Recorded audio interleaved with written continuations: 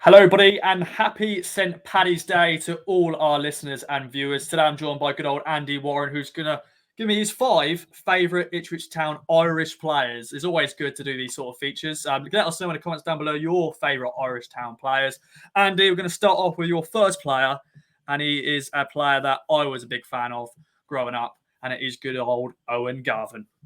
Yeah, I really liked watching Owen. I can remember quite vividly him kind of coming into the team and feeling like Jim Magilton needed to be replaced, and it was coming to that point. And Owen made a really big impression as a young player. I liked the way he moved, which was kind of quite languid and relaxed and a bit slouchy at times. I liked the way he could float the ball around the pitch. He moved the ball around.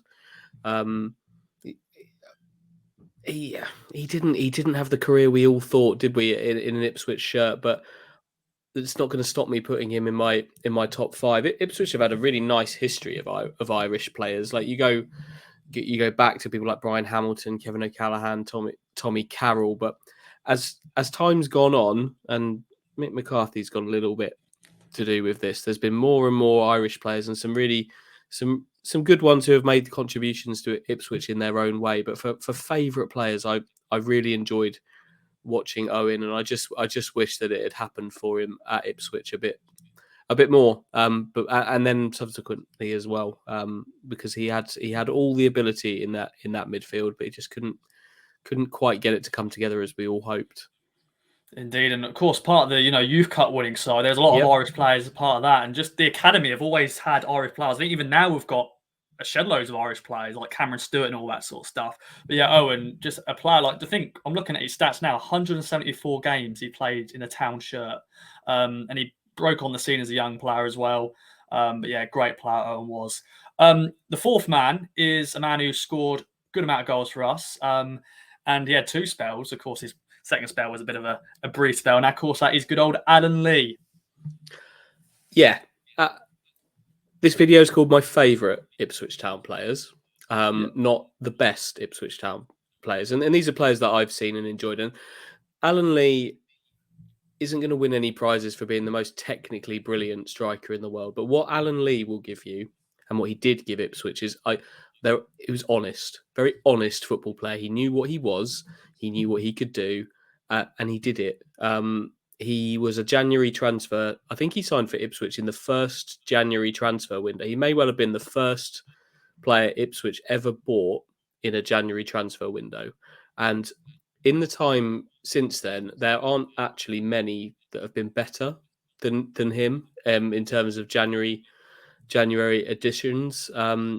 He scored goals. He could head the ball. He worked hard, and I just enjoyed watching him because he was an honest football player who would always give you his best.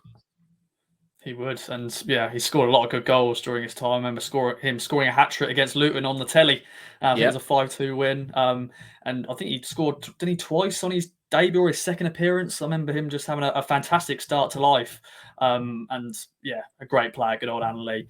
The third player is, well, he's a man who is more known to the younger viewers probably, and that is Daryl Murphy. That unbelievable season in the playoffs, breaking the record after so many years of outscoring 20-plus goals. We finally found that man. Take away, Andy. Yeah, Leon Best just missed out on this position, but yeah, Daryl Murphy.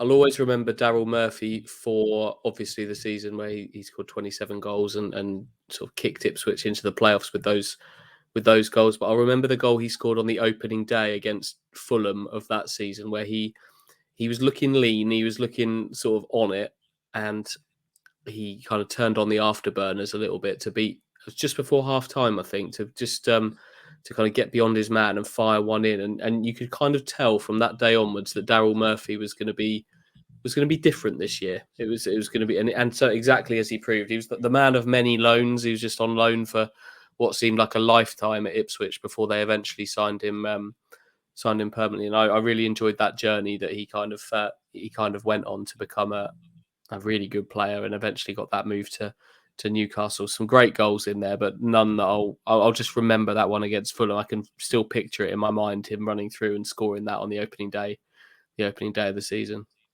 And yeah, what a season that was for him. And of course, we thought it was the second coming with Aaron Dryden. We were told by Luke Chambers, Mick McCarthy, the next Daryl Murphy. Heafy, of course, loved that. He had a great season last year, playing actually games and scoring goals. Of course, Aaron Dryden there, another Irish player link there. Second player missing out on the top spot is, of course, Jim Magilton, manager as well at Town. There's so much other words you can say about Jim Magilton, but what a player. People will probably guess who number one is going to be, but we can probably call these two 1A and 1B. Yeah. So 1B is Jim Magilton. I loved watching Jim. I loved the passion that he had. He's still the best kind of loan player that Ipswich ever had. He went from being a 3-month loan to being the manager of the club in 8 years or whatever it was, 8 years. But he gave George Burley's Ipswich team a kick when they needed it, both at the time and just going forward, really. He always wanted the ball. His passing range was incredible. And you would always get a fully committed midfield performance from him, and he'd drag others along with him. Part of two really great seasons, of course, where winning promotion. Clearly, that hat-trick against Bolton is going to be people of my age who were watching Ipswich at the time. I think that will always be an enduring memory of Ipswich Town of that time. What a night. That was Jim Magilton's night. And then obviously helped them win the final, and then helped them get into Europe and everything the following year. So he brought some really, really great memories. I didn't watch quite so much of his time as manager, but I did enjoy watching his teams play as well. But yeah, an Ipswich legend of that time. Definitely, and that hat-trick against Bolton will live in the memory of a lot of Town fans, as you said, and that was his night. And of course, like any other list, this man's always going to be in people's list because he was captain fantastic. The amount of games he played as a captain, lifting that playoff trophy at Wembley, and of course, it is good old Matty Holland. Of course, scored for Ireland in the World Cup finals back in 2002. I don't know when's the last Town player who's done that. Who's gone and scored it at a World Cup finals. I remember that goal vividly as well. But before we talk about Matt, there's a few that didn't quite make this top 5 before we talk about the main man. David McGoldrick, Gareth McCauley, John Walters are players I watched a lot of at Ipswich. There's plenty more that played their part in their own way, like Alan Judge, the Hunt brothers, Alan Quinn, not Stephen. Shane Supple, Keith Andrews had his time, but they're not making this list. But Matt Holland will always be one of my favourite Ipswich Town players. He's the model of what a captain should be, and he was a captain. He led that team.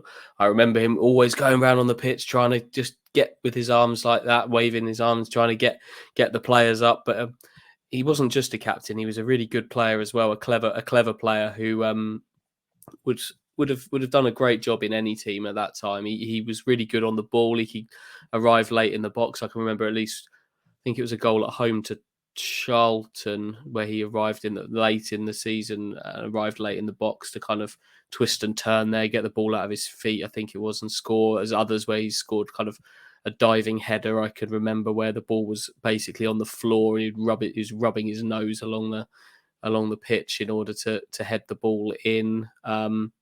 And yeah, he was just the embodiment of that George Burley team about what it should be.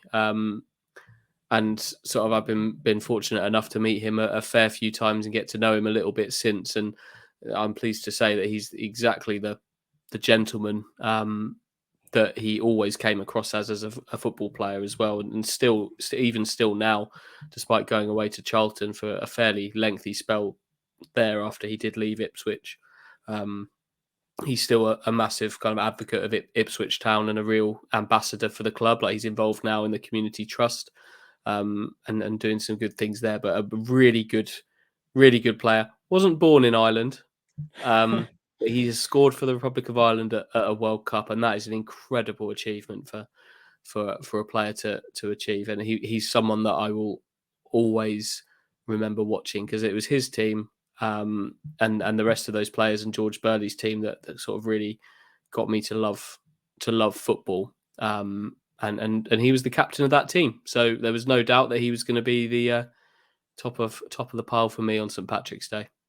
Definitely, and yeah, we've always had, as you said, we've had a history of Irish players at Town. I'm going to chuck another name in, bit of a random one, but Colin Healy. Of course, he had Fabregas. He had Fabregas in his pocket in that first leg of the semi-finals against Arsenal. So good old Colin Healy. David Healy as well. Set the goal up, didn't he, Colin Healy? There's so many Irish players that have got their place in time. Colin Healy didn't quite make my 5, but no, he gets a little honourable mention. Shane Supple, of course, the goalie.